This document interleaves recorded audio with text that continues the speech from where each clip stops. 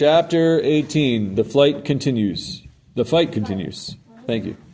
When Andrew made his first trip into China, he had been discouraged at the state of the officially sanctioned churches he saw, and by the fact that the results of the expelled foreign missionaries' work seemed to have evaporated in the face of persecution. But through his friendship with Brother David, Andrew came to see that his assessment of the situation in China had been wrong. Brother David had made numerous trips into China, and he reported that there were two types of churches operating in China: the officially sanctioned churches and also the house churches. Like the underground churches Andrew had encountered in some of the communist countries of Eastern Europe, these latter churches met clandestinely in people's houses and apartments. According to Brother David, the work of the missionaries in China had not withered, but had taken root in these churches. He estimated that millions of Chinese Christians were attending house churches across the country. One of the great needs of these house churches, Andrew learned, was Bibles. Often they were in such short supply that a Bible would be cut apart and sections of it handed around so that people could memorize it. Workers from Open Doors soon began smuggling Bibles into China and distributing them to the house churches, but the need always vastly outstripped the supply. Then one day, Andrew and Brother David came up with a bold plan to help the supply side of the equation, Project Pearl. Project Pearl, which was named for the pearl of great price spoken of by Jesus in Matthew 13, was a plan to smuggle 1 million Bibles into China in one shipment. This undertaking was massive both financially and logistically. The plan was to carry the Bibles by sea to a deserted beach near Swatow, about 100 miles north of Hong Kong. From the beach, Chinese contacts would store and then distribute the Bibles to house churches throughout the country. Andrew was kept busy raising money to pay for the project, which would cost $7 million, while Brother David and other Open Door workers planned the logistics of the delivery. A tugboat and a barge were purchased for the project. The tugboat was named Michael and the barge Gabriella, after the two archangels.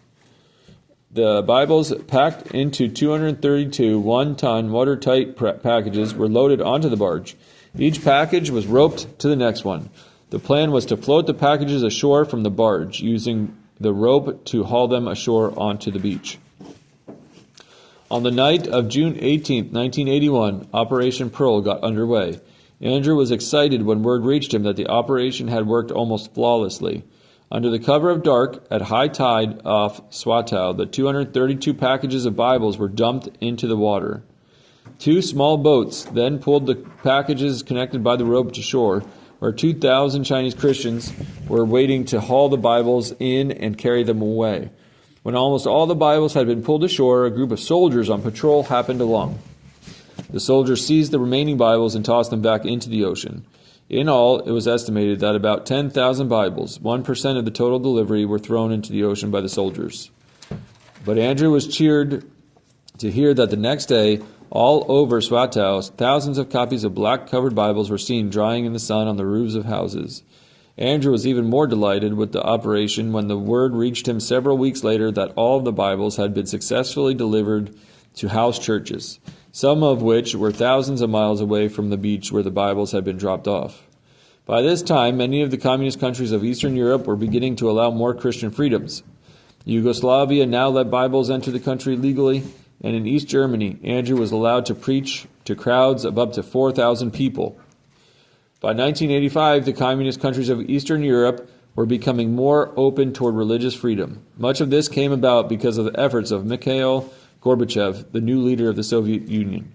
Gorbachev instituted a series of reforms known as glasnost, or openness, and perestroika, restructuring, that sought to undo 70 years of economic stagnation and political repression. Despite this growing openness, Andrew was still surprised when in 1988, Gorbachev allowed Open Doors to donate 1 million Russian Bibles in celebration of the 1,000th anniversary of the Russian Orthodox Church. The church then distributed the Bibles throughout the country. The new openness continued to gain momentum, and in November 1989, the Berlin Wall, which had divided East and West Berlin since 1961, was torn down. Now Germans from both sides of the wall could have fellowship together and share their faith freely. The events were astonishing to just about everyone except Brother Andrew, who had prayed and believed for many years that Germany would one day be reunited. In 1991, Andrew traveled to Albania, the country he had previously found to be the most repressive of all the communist countries of Eastern Europe.